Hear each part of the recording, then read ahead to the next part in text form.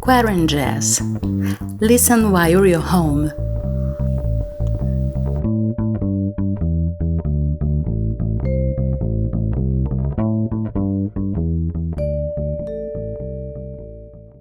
Hello and welcome to the 31st episode of QuaranJazz. I'm Geisa Fernandes, singer, songwriter, and music researcher from Rio de Janeiro, Brazil. Your favorite weekly update on what jazz musicians from all over the world are doing during 2020 is starting now. We started our celebrations of 30 lovely episodes last week already. This week, the party goes on, and we are gonna have a very special guest. But before I tell you about our guest, please let me remind you that if you would like to share your stories here with us on the show, drop me a line. Check out in the description of this episode the different ways to contact me. It can be through my website, geisafernandes.com, or through my mailing list if you'd like to subscribe and get regular free content. Maybe you prefer to contact me on Facebook. I've created and manage a group called The Touring Jazz Musician, named after a guide I wrote to keep jazz musicians informed about festivals with open submission processes, that is, those who accept submissions directly from artists. The Touring Jazz Musician on Facebook. Join the discussion. And if you are here for the music, so are we. As you probably know by now, QuaranJazz has its own playlist on Spotify. Let's check one of this week's updates. There we go. No talk, all jazz.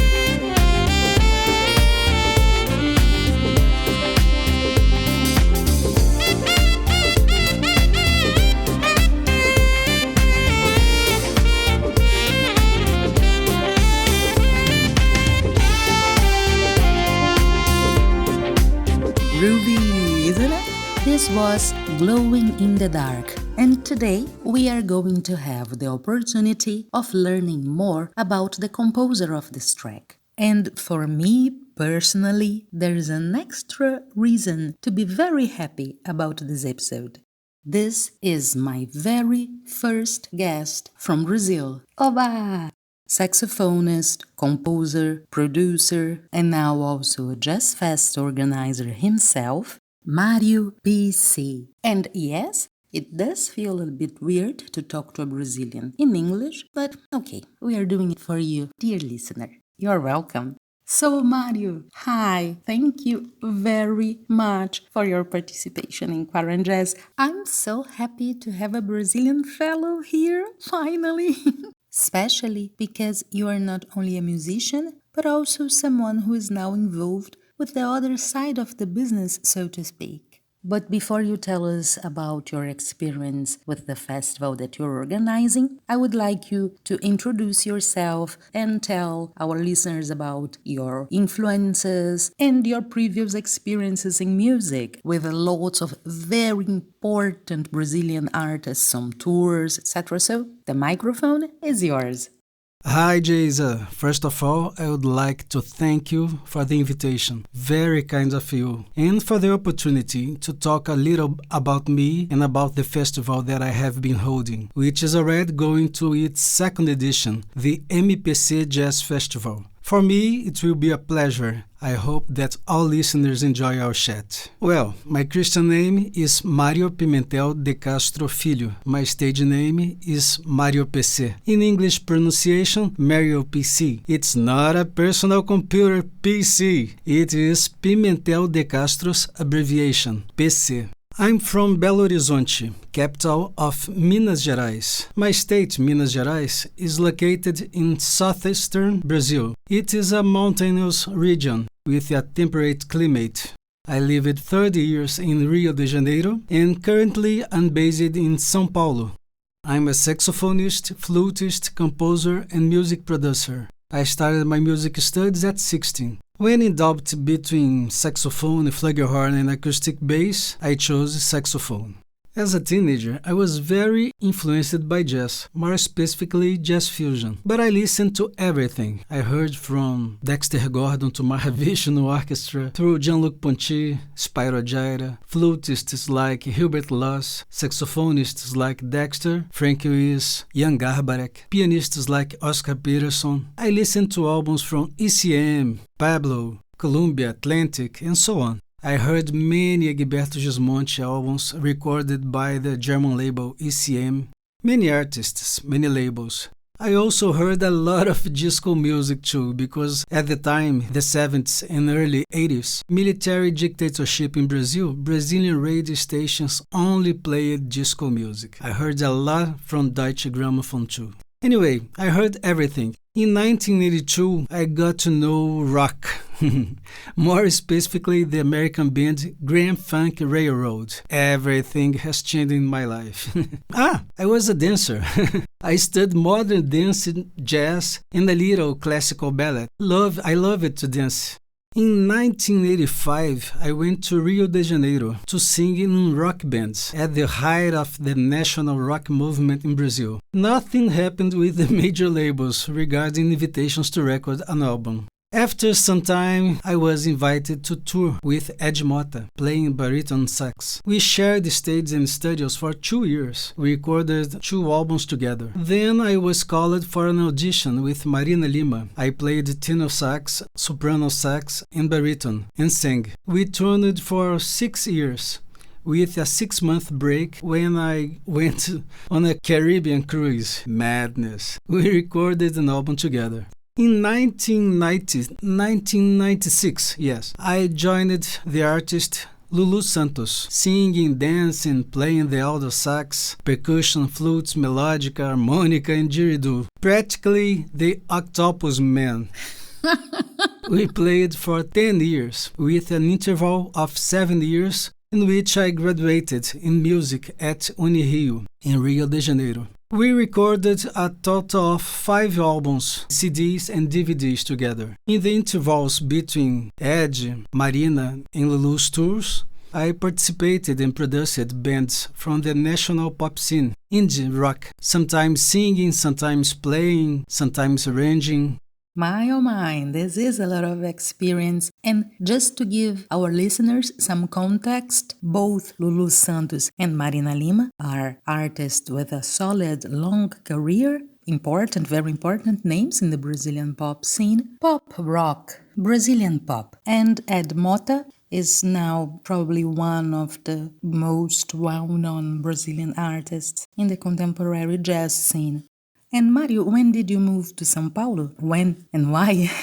I moved to São Paulo in 2017. I was determined to redirect my career. So I recorded my first solo album, Highlights. I had met a producer in São Paulo who, in the best sense of the word, challenged me to produce a jazz fusion album. Oh my God. We started dreaming together, and he was gone in less than a month when he saw the work the project would do. Then it was me alone. I put my unconscious to work and brought my emotional memories to the fore, and the result was Highlights. It seems that the divine put this guy in my life to move the pieces on the board. Interestingly, Highlights is my boy's dream. This album was released by the Carioca label Delira Música. It was released on CD independently and is on all streaming channels: Spotify, Deezer, Apple Music, Tidal, and so on.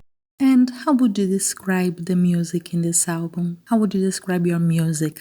I describe my music as being very energetic and pulsating. It's a pop jazz fusion, good for dancing, enjoying, dreaming, making love. So I recommend it to all those who want an extra dose of joy, energy, and relaxation. And how did the year of 2020 start for you, Mario? What were your original plans and projects? Well, 2020, I was working with a new producer, Mrs. Denise Lacombe, from Asa Alta Produtora Cultural, and we wanted to tour with my show, Mário PC Highlights, through national and international jazz festivals. Jaisa, that's when I got to know your work too. I was amazed at the scale of your artistic and commercial proposals. Congratulations on the work you have been doing. I hope you prosper more and more. Very kind, Mario. Thank you. Thank you very much. So, I also intended to release my second album, Match Point, in the summer of 2021. Then, the pandemic came and postponed our party. How was the impact of the pandemic in your life? In the first month in isolation, I was upset, depressed to see my plans abruptly interrupted, and so many families having the lives of their loved ones brutally cut. I live in Brazil. The world knows everything that happens here, mainly in relation to the current management of the nation. It's on the front page, although they don't deserve this media. Scandal has always been in the news. There is a group of Brazilians who think that COVID-19 is an invention. Another group cannot isolate itself, as they need to work to provide their homes. Emergency government assistance is a disgrace, and many have not had access. The elite isolates itself and dares to immorally determine the nation's next steps. We are living a war without bombs, and we still don't know who they are or who our opponent is. In other words, we are living on hopes. As the days went by, I isolated myself and started thinking about how to reserve this damage of all kinds. I wanted to be at the festivals with my show, but there was no possibility of being in person at a jazz festival. It was there that, on a trip to my nostalgic memories, the idea of building a jazz festival came to my mind. Why not? Totally online. on the internet. If I can't go to the festival, let him come to me. In this way, I started to idealize the MPC Jazz Festival in its first edition. I soon realized that this festival could also include other artists too, and so I started to browse the networks looking for artists that enchanted me and that represented the festival well. There was a great empathy on the part of the invited artists with my proposal, and in this way we held the first edition. I was the head behind the whole artist aesthetic and commercial concept of the festival. Days and days of work alone.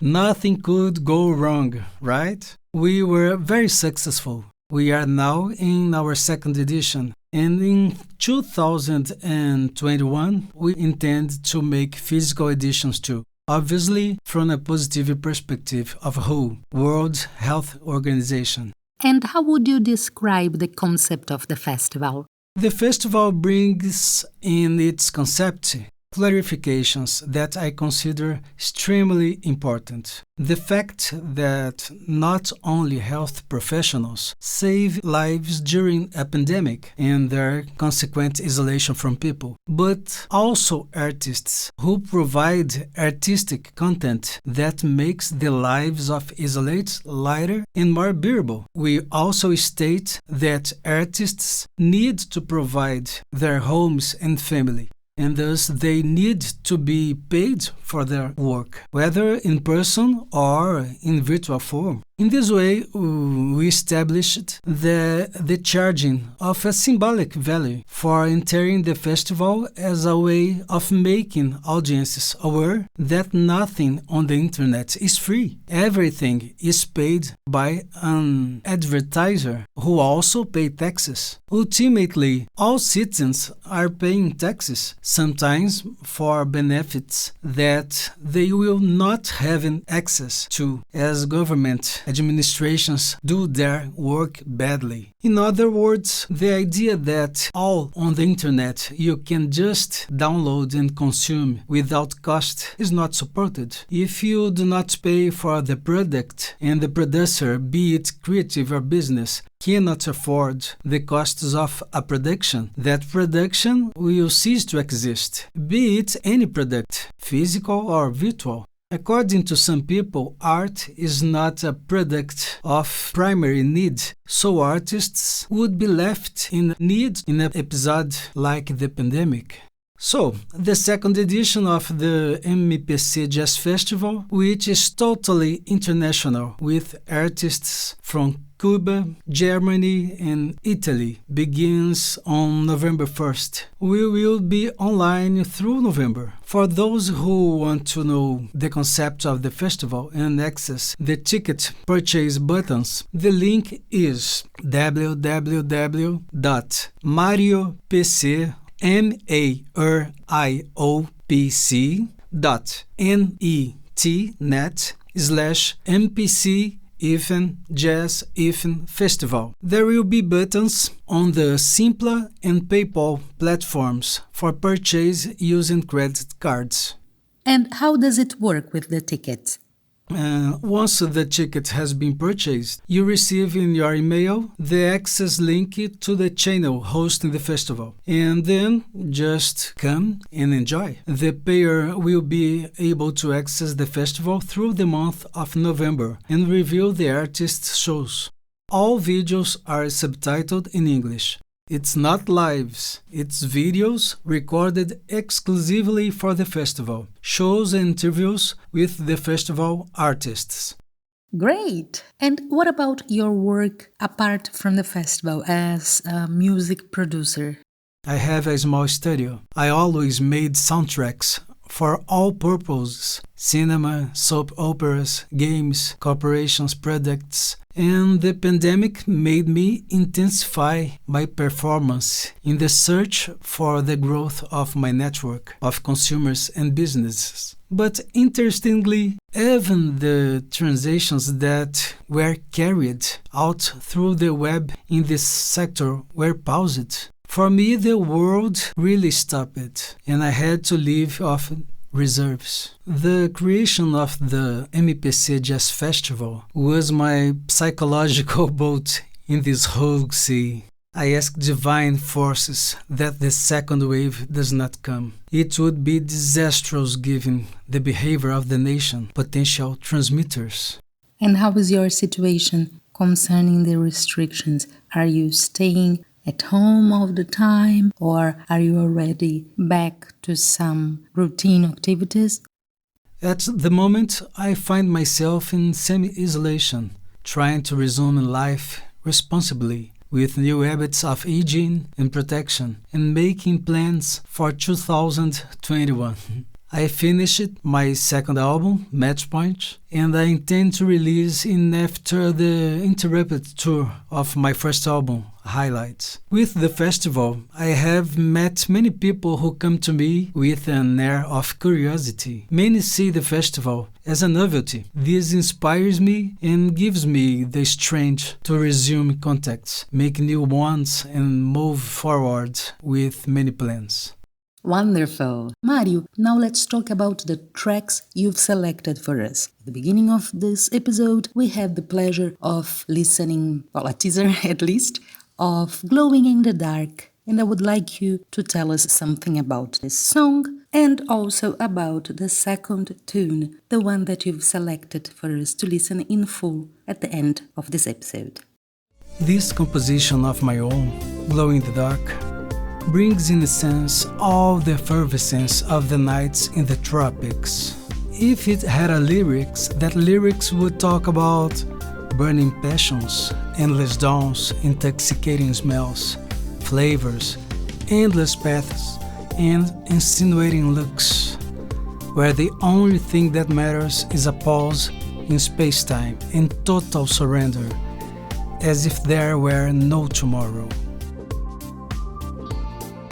We're going to hear from my first album, Highlights, and the production of this album was intense, a giant desire to bring out something of an intimate nature. It took me a year to produce it, among concept, composition, arrangements, programming, recording, and mastering. For a change, I rolled up my sleeves and did everything myself.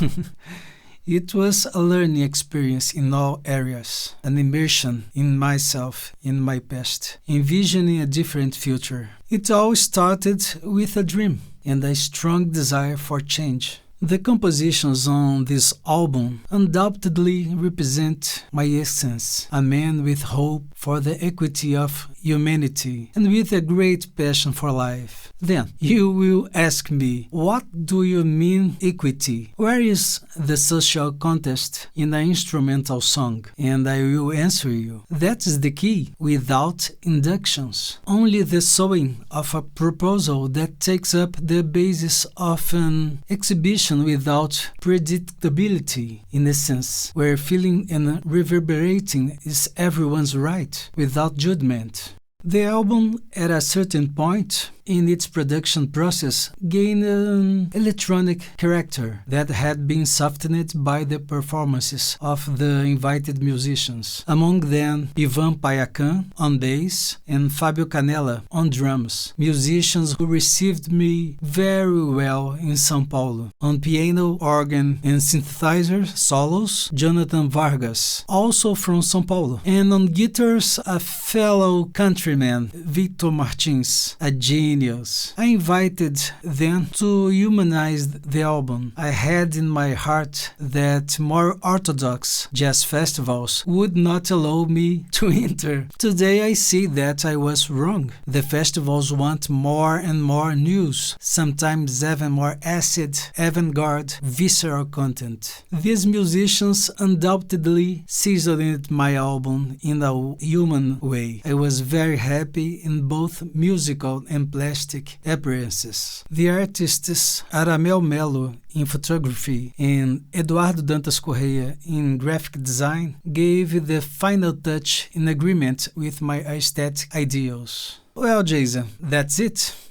I thank you again for the space and opportunity. A big hug, okay?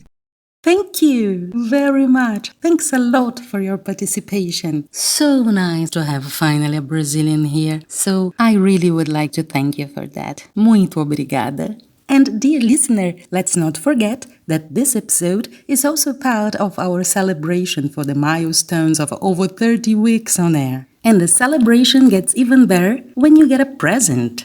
Mário was kind enough to send the transcriptions of this episode in English and in Portuguese. You will find the link to it in the description of this episode, as well as the links to my website, geisafernandes.com, the link to my mailing list in case you want to subscribe to my newsletter and get free regular content, a link to the QuaranJazz playlist on Spotify, No Talk, All Jazz, where we will find, of course, both tracks played in this episode, and last, but certainly not least, a link to the Social Distancing Festival, an amazing call for action that took place back there in March. The Social Distancing Festival had believed in QuaranJazz since the beginning, and we are very proud to have the show listed on their website.